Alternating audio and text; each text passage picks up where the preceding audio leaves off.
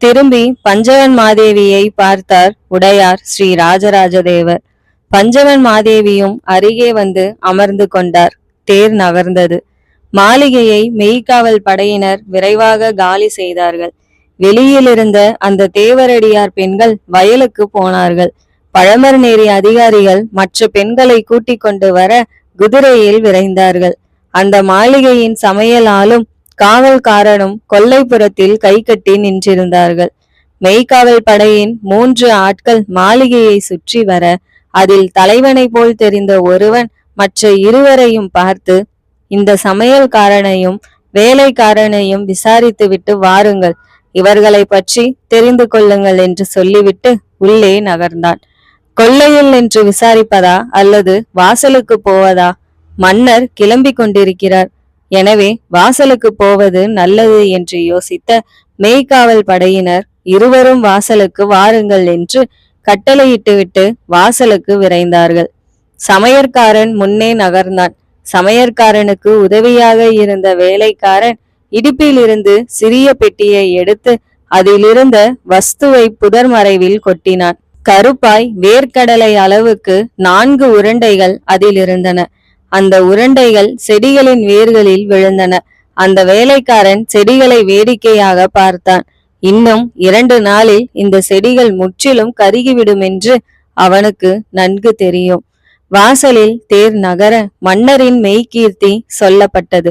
முன்னும் பின்னும் மெய்காவல் வீரர்கள் புடைசூழ மற்ற தாதிகள் வேறு தேர்களில் ஏறிக்கொள்ள சற்று விரைவாக அந்த படை தஞ்சையை நோக்கி பயணப்பட்டது. மெய்காவல் படை தலைவனை அருகே அழைத்து ராஜராஜர் அவன் தோளில் கை வைத்தார். சேனாதிபதி பிரம்மராயருக்கு நான் தஞ்சைக்கு நகர்ந்து விட்டதாக செய்தி தெரிவித்து விடுங்கள். விரைவாய், மிக விரைவாய் அவரை நோக்கி ஆள் அனுப்பி வையுங்கள். அப்படியே செய்கிறேன் அரசே. மெய்காவல் படை தலைவன் தலை வணங்கினான். குதிரையை நகர்த்தி கொண்டான். யாருக்கோ கட்டளையிட்டான். ஒரு குதிரை வீரன் நகர்ந்து குடந்தையை நோக்கி தலை தெறிக்க பறப்பதை மன்னரும் பஞ்சவன் மாதேவியும் பார்த்தார்கள். பிரம்மராயர் எதற்கு இப்போது குடந்தை போயிருக்கிறார்? பஞ்சவன் மாதேவி மன்னரை பார்த்து கேட்டார். கருவூர் தேவரை சந்திக்க. மன்னர் ஒற்றை வரியில் பதில் சொன்னார். நம்மிடம் சொல்லவே இல்லையே. அவசியமில்லை. அவசரம் எனும்போது சில சமயம் அவர் என் உத்தரவை எதிர்பார்க்காது தன்னிச்சையாய் செயல்படலாம். கருவூர் தேவரை அப்படி அவசரமாய் பார்க்கும்படி என்ன நேர்ந்தது? பஞ்சவன் மாதேவி கேள்வி கேட்டார். ராஜராஜர் அதற்கு பதில் சொல்லவில்லை. மறுமுறையும் பஞ்சவன் மாதேவி அதே கேள்வியை கேட்டபோதும் அரசர் பதில் சொல்லவில்லை. கேள்விக்கு பதில் சொல்லாத கணவர்களை பெண்களுக்கு பிடிக்காது. பஞ்சவன் மாதேவி முகம் திருப்பி கொண்டார்.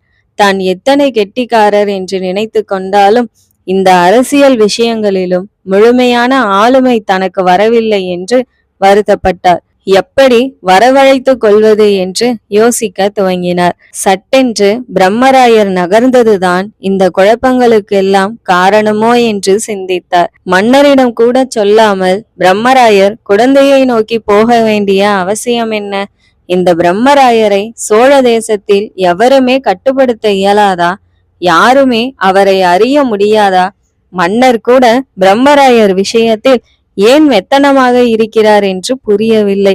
பிரம்மராயர் என்ன செய்கிறார் என்று பார்க்க யாரையாவது நியமிக்க வேண்டும். பஞ்சவன் மாதேவி முடிவு செய்தார். பயணம் தொடர்ந்து நடந்தது.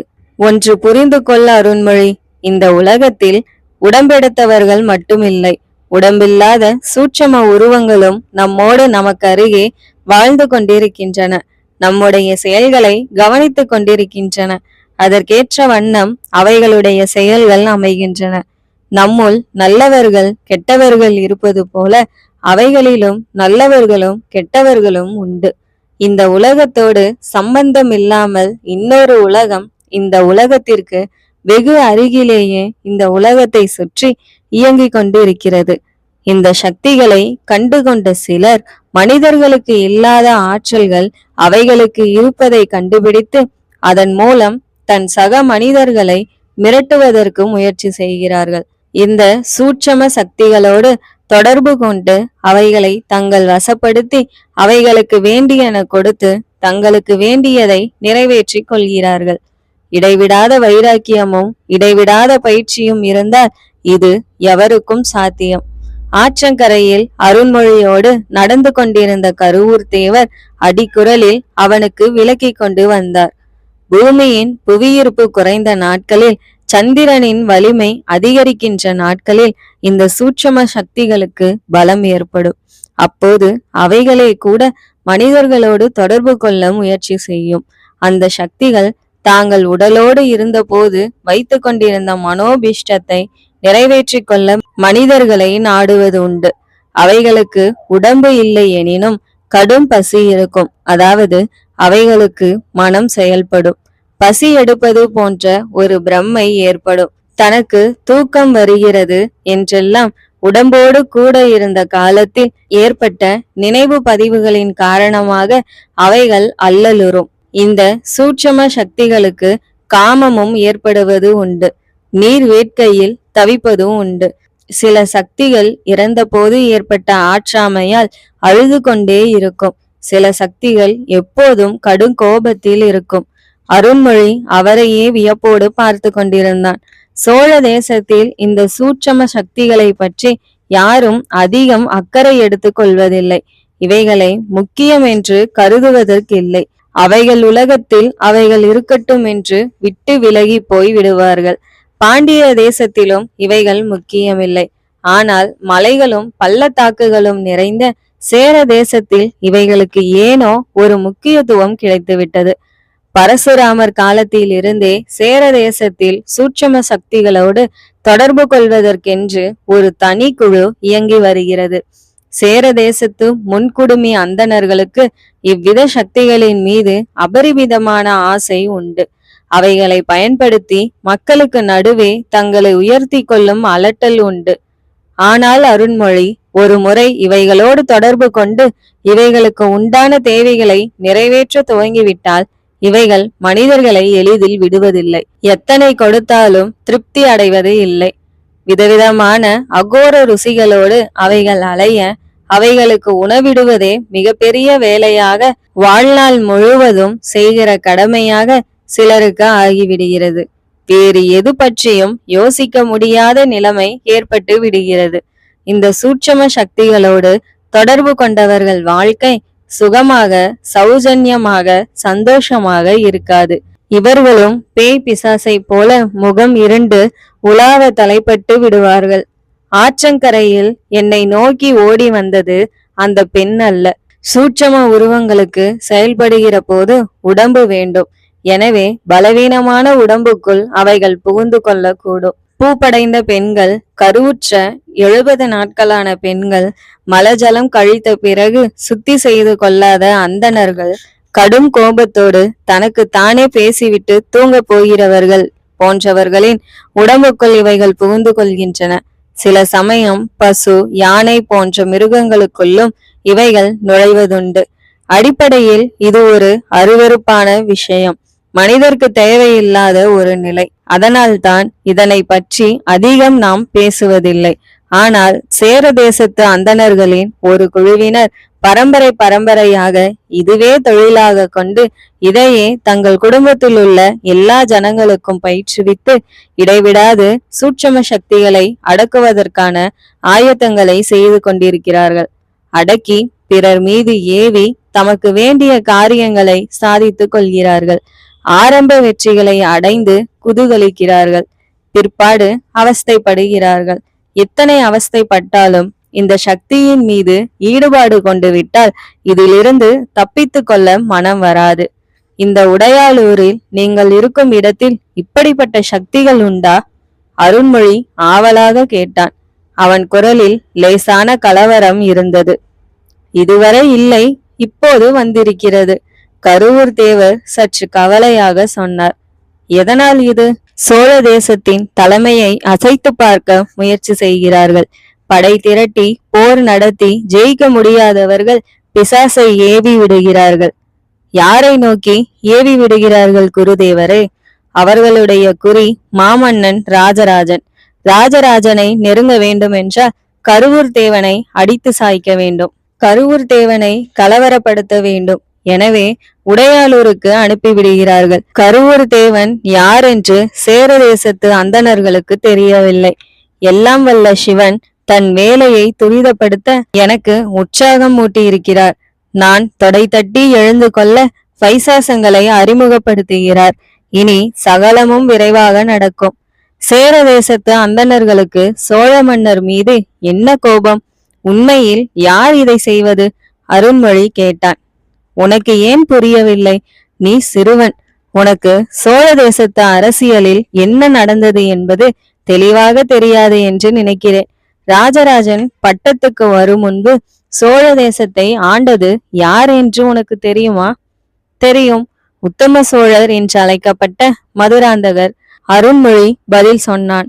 மதுராந்தகருக்கு முன்பு சோழ தேசத்தை ஆட்சி செய்தவர் யார் என்று தெரியுமா? தெரியும், சுந்தர சோழர்.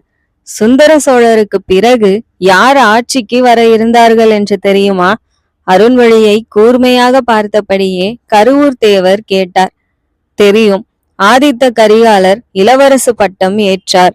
அவர்தான் அரசராக வர வேண்டியவர்.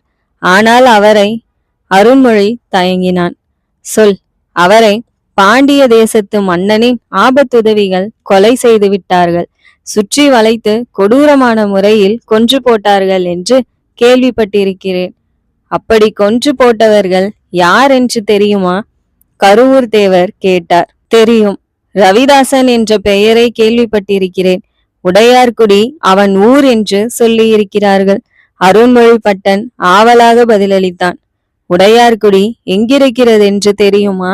தெரியும். போயிருக்கிறாயா?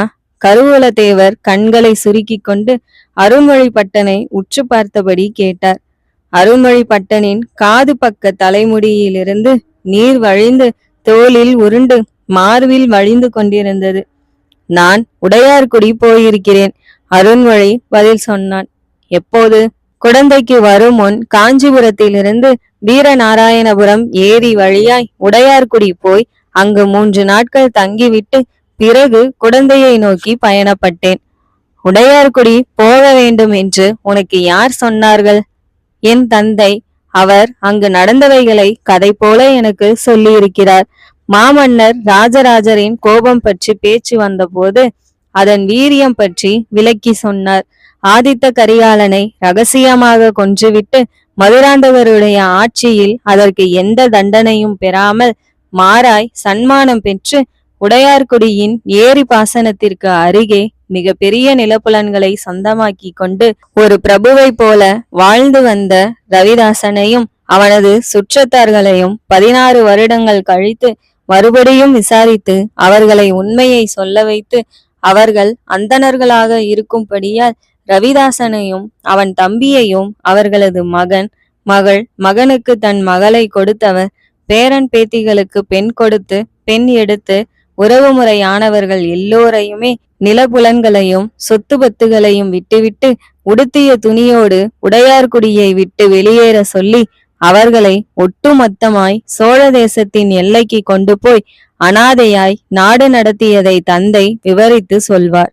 அந்த தண்டனையை அவர் நேரடியாக கூட தரவில்லை.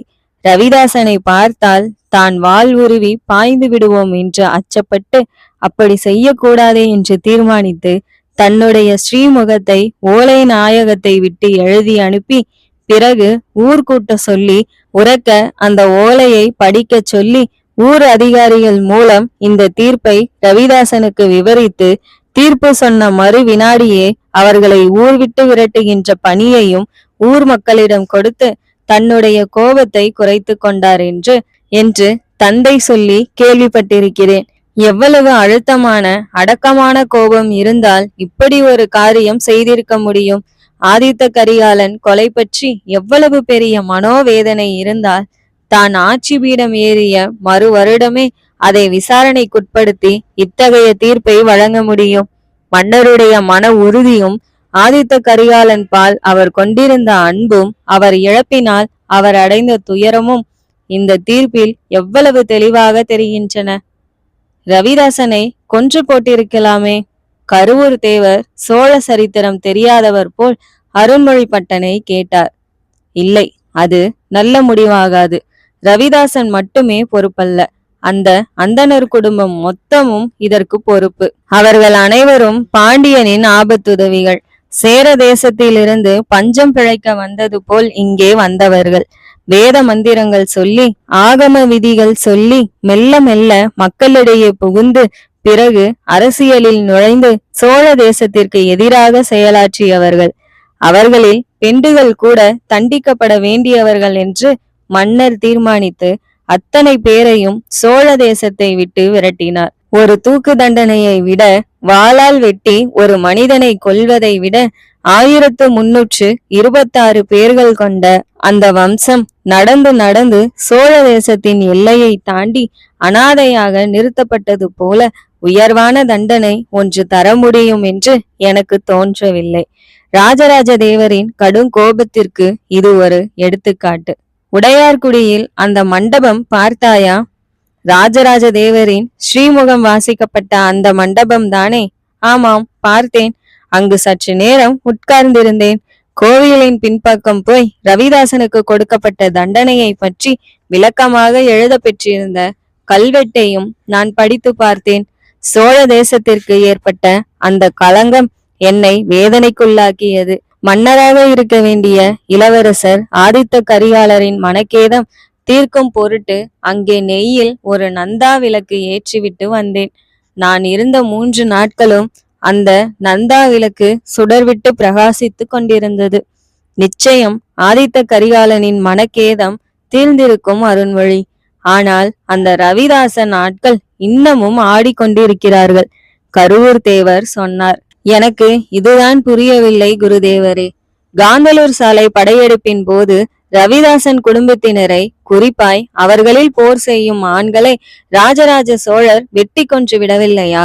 ரவிதாசன் ரகசியமாய் படை திரட்டுகிறான், காந்தலூர் கடிகையில் அவர்களுக்கு பயிற்சி கொடுக்கிறான் என்று கேள்விப்பட்டுதானே உடையார் ஸ்ரீ ராஜராஜ தேவர் கோபத்தோடு காந்தலூர் போனார்.